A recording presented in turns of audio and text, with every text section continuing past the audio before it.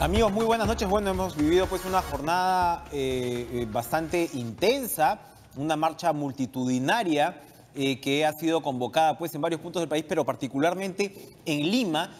Ha convocado multitudes, ha tenido pues un epicentro en la Plaza San Martín. Como sabemos, pues esta marcha en protesta, en indignación contra pues los audios y las manifestaciones de presunta corrupción que se han visto y se han develado en los últimos días. Como por arte de magia viene precisamente de esta marcha la congresista Marisa Glave de Nuevo Perú, a quien le agradecemos, así ha llegado teletransportada. No sé cómo no me he cruzado en tu máquina. Impresionante. Lo siento. ¿Cómo está, congresista? Muy ¿Cómo ha visto noches. la marcha?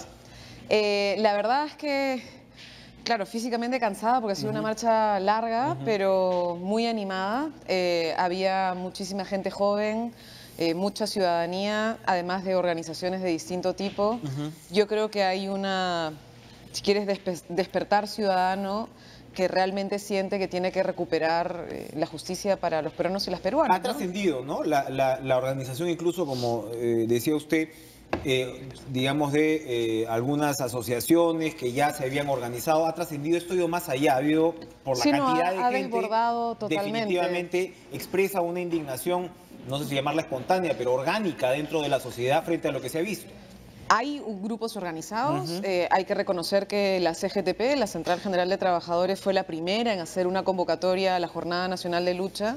Luego hay otras organizaciones como la Coordinadora Nacional de Derechos Humanos y otro tipo de organizaciones de sociedad civil que han llamado abiertamente a esta movilización, pero hemos tenido, no sé, periodistas como el señor Gorriti o la señora Cisneros, que han estado abiertamente también mostrando públicamente lo que se hizo en investigaciones en IDL Reporteros, llamando a la ciudadanía a esta movilización.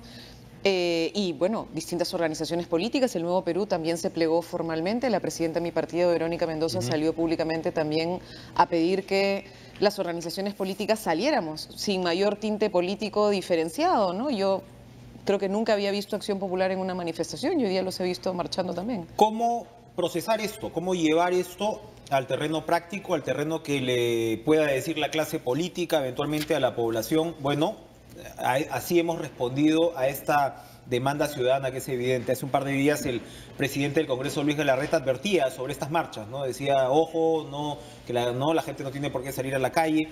Evidentemente la gente ha escuchado otro mensaje. ¿Cómo procesar, siendo que mañana de todas maneras se va a realizar el pleno, convocado en principio pues, por el presidente de la República, pero lo que vimos fue que el congresista Galarreta y hoy Keiko Fujimori lo que han afirmado, bueno, muy bien, sí, es la Comisión de Justicia la que va a procesar esta reforma y recibiremos las propuestas distintas. ¿Cómo cree usted que se va a resolver esta situación? Bueno, primero tenemos una tarea pendiente que es resolverlo del Consejo Nacional de la Magistratura. Y es que estamos en un momento, no sé cómo llamarlo, estamos como en un limbo en este instante, porque habiendo renunciado el consejero Velázquez, solamente quedan 3. Ninguno de ellos presidente, con lo cual ninguno de ellos puede juramentar a los suplentes, ninguno de ellos en realidad puede convocar al CNM, así que en estricto no existe CNM en este instante, ¿no? Pero no asumiría uno de los que quedan no pueden la elegir presidencia entre para 3. juramentar, ya. Entonces necesitas 4 para convocar el CNM y son 3. Y no pueden juramentar a los 3 restantes porque hay 3 que ya renunciaron. En fin, esto más allá del facilitaría la trabalenguas salida de los que quedan. y de los 3 tristes tigres, la realidad es que ojalá los que quedan entiendan este malestar ciudadano, estas protestas, y se den cuenta que más allá de eventualmente egos personales o incluso imágenes personales de algunos de ellos, el tema de fondo es que estamos atravesando tal nivel de crisis que es fundamental que se depongan intereses. Y la verdad es que lo que se hubiera esperado es que renuncien el día de hoy. Pero bueno, mañana, ya que ellos dicen haber puesto su cargo a disposición en el Parlamento, habrá que invocarlos una vez más a que renuncien y si no, habrá que aplicar el 157 Exacto, de la siempre hubiera Constitución. sido mejor una renuncia para ellos que una destitución, que es lo que Sinceramente sería mejor si es que les interesara el país. A mí lo que me da la sensación es que lo que les interesa es después ir a algún proceso judicial para poder conseguir una indemnización. Y es una pena que eso sea lo prioritario y no salir de una crisis como la que estamos en este momento. Ese ¿no? podría ser un móvil. Vemos sin duda momentos de la manifestación no pacíficos. Ahí está Glatzer, Tuesta, no Resta, Está. el ex procurador Ronald Gamarra, ¿no? Está la Coordinadora Nacional. La Coordinadora Nacional de Derechos Humanos, efectivamente. Pero hay algunos focos donde se han visto también algunas expresiones de violencia. ¿Qué tan significativas han sido estas? Bueno, yo no he visto ninguna. La verdad, el Nuevo Perú marchó abiertamente. Hemos tenido un bloque donde subieron militantes de nuestra organización de distintos lados. Yo me tuve que salir de la manifestación para venir para acá y el tráfico que había era imposible quedarme hasta el final. Pero todo lo que yo he visto ha sido una manifestación pacífica. Entiendo que en el momento en el que la manifestación ha volteado para volver a la Plaza San Martín, al meeting que la coordinadora y quienes convocaban estaban teniendo, algunos han intentado entrar al Parlamento y eso ha generado un encuentro entre la policía y algunos manifestantes. Supongamos que mañana o entre mañana y el lunes se resuelve el tema del CNM en el sentido de, como lo exige... Se va a resolver retirar. Exacto. Lo que no se va a resolver es cuál es el camino transicional. Y eso es lo que hay que entrar a debatir. Y ahí se equivoca la señora K o la señora Keiko Fujimori o como quiera que la llamemos, al decir que eso lo va a resolver el Congreso como diciendo lo voy a resolver yo con mi mayoría. Y eso no puede ocurrir así. ¿Cuál debería ser el camino transicional? Entrar... Primero tiene que haber un diálogo mínimo entre las fuerzas políticas presentes en el Parlamento, pero también un diálogo con las distintas entidades. Es decir, el presidente, que se está demorando en nombrar un ministro de Justicia y espero que lo haga pronto. Probablemente la está pensando porque es importante nombrar un ministro idóneo. Pero en medio de este contexto, nuestro interlocutor debiera ser el responsable del pliego de justicia, ¿no? Pero en todo caso, más allá de eso, ha nombrado una comisión de alto nivel que está trabajando, en teoría, una propuesta de reforma que él debiera llevar el 28 de julio al Parlamento. Debiera existir un diálogo entre ambas fuerzas. Y como ha dicho Verónica Mendoza, no se trata solamente de, si quieres, notables que tomen decisiones, sino de entender que este proceso ciudadano es un proceso ciudadano que también tiene que ser escuchado, ¿no? Hay una figura que varios están planteando. Nosotros hoy día hemos alcanzado a distintos congresistas de fuerzas políticas y estamos pensando en, por ejemplo, dialogar con el Tribunal Constitucional también, en ver qué figura podemos aplicar, porque la Constitución habla del CNM, pero al mismo tiempo hoy por hoy no puede implementarse. Más allá de la decisión que tomemos mañana. O sea, 3 no pueden juramentar a los otros 3, con lo cual se genera un vacío. Y hay, por ejemplo, un tema inmediato, disculpe, que ahora más adelante vamos a hablar con Susana Guerrero, la ex gerenta jurídica de la OMPE, ¿no? Que hizo la denuncia inicial, porque se suponía que el 24 se resolvía la situación, y acá estamos hablando de las elecciones municipales y regionales a portas. Entonces, claro, sin Consejo Nacional de la Magistratura, ¿cómo resuelves esto? Que sin duda tienes que tomar una decisión, ¿no? Es un tema difícil y que a todo el mundo nos preocupa. Y el otro tema es que ¿quién va a sancionar al señor Inostroza Pariachi? Que siendo suspendido sigue siendo un miembro de la Suprema y no quiere renunciar, parece que no tiene sangre en la cara. Hoy día ha vuelto a salir otro audio vinculado al señor y el señor no renuncia. Ha renunciado el presidente del Poder Judicial, así es, más allá de que no está sindicado directamente, porque por lo menos es una manera de decir, no he logrado yo hacer lo suficiente y además no se desmarcó lo suficiente el señor Inostroza Pariachi y hasta ahora ese otro Supremo sigue siendo Supremo, más allá de que esté suspendido y eso no se puede permitir. Ese señor no puede seguir siendo juez. Entonces, ojalá después de esta manifestación entienda que la gente no se va a cansar.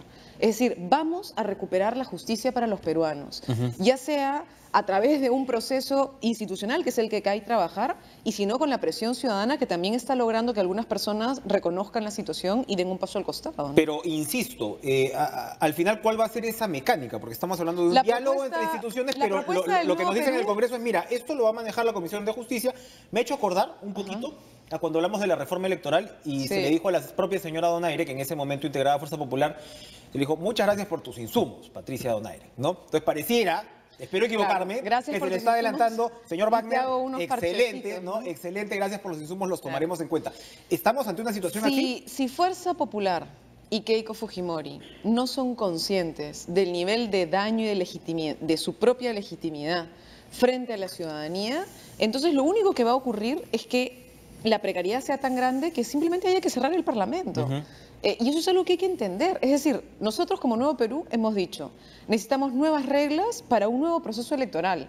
Al comienzo nos dijeron que qué cosa quieren, que renuncie Vizcarra.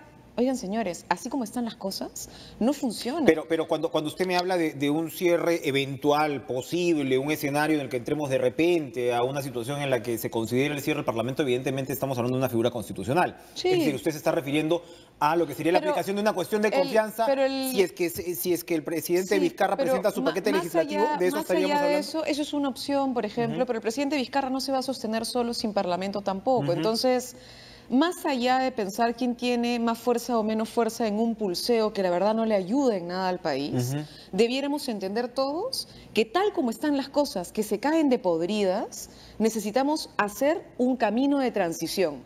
Por ejemplo, varios hemos hablado, la propuesta del Nuevo Perú es que se cree una comisión ad hoc especial que asuma transitoriamente las tareas del Consejo Nacional de la Magistratura, cosa que se podría hacer modificando la ley orgánica del CNM. Hemos planteado que se revisen las sentencias de jueces indicados como el señor Inostroza Pariachi, ¿no es cierto?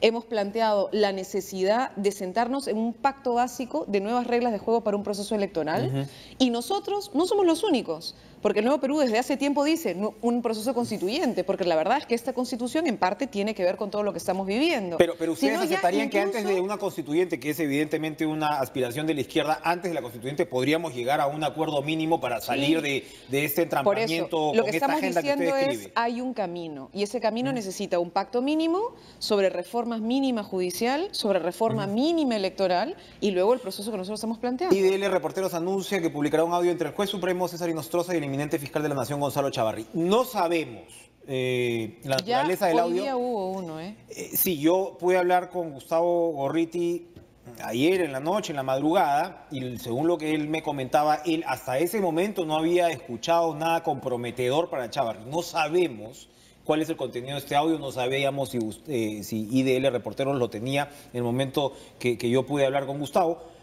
¿Qué pasaría si es que de alguna manera un audio, o sea, porque claro, estos audios pues tienen una capacidad corrosiva muy grande, ¿no? Y no necesariamente quiere decir que el que participe en una de estas conversaciones esté involucrado en actos de corrupción. Pero se le complica la cancha al fiscal que se supone que juramentaba mañana como fiscal de la Nación. A mí me preocupan dos cosas de la Fiscalía.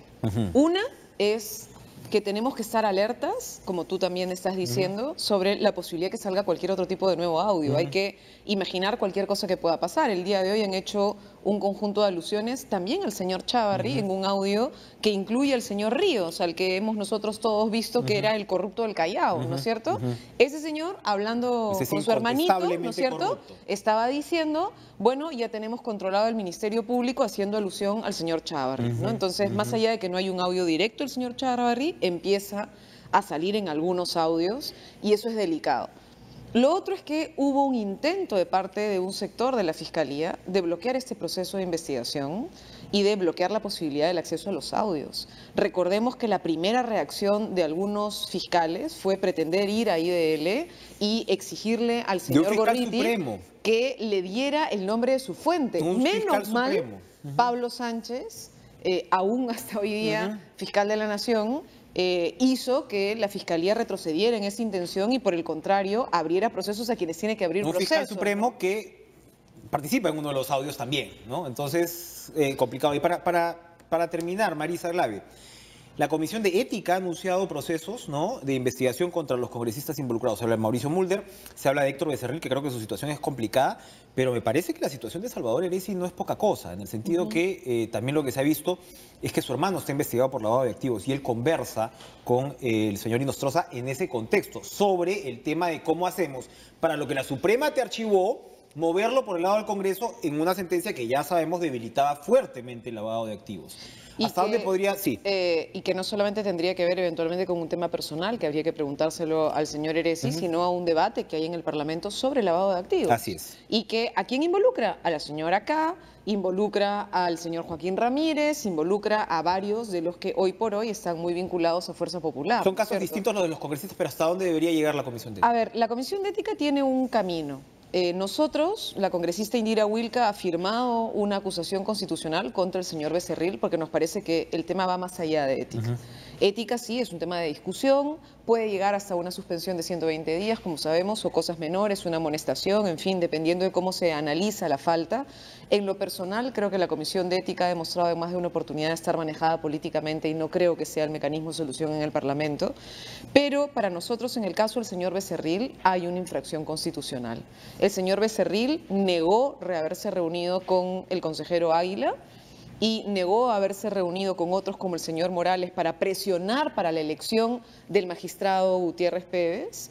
Y después han salido 4 consejeros a decir que han estado en reunión en la que hubo debate entre el señor Águila y Morales, donde Águila reconocía que habían estado en una reunión con el señor Becerril, que se habría presentado como representante de Fuerza Popular, pidiendo como Fuerza Popular que se eligiera a un representante del CNM. Entonces eso es gravísimo. Y eso para nosotros amerita que la Subcomisión de Acusaciones Constitucionales vea este caso de manera urgente, ¿no? Gracias, Marisela, por acompañarnos esta noche. Vamos a ir a una pausa y regresamos con Susana Guerrero, ex gerenta jurídica de la OMPE, que como recordamos fue pues quien origina las denuncias que tienen pues ahora a esta institución importantísima en la cuerda floja, tomando en cuenta pues que no sabemos si hay CNM o no. Ya volvemos.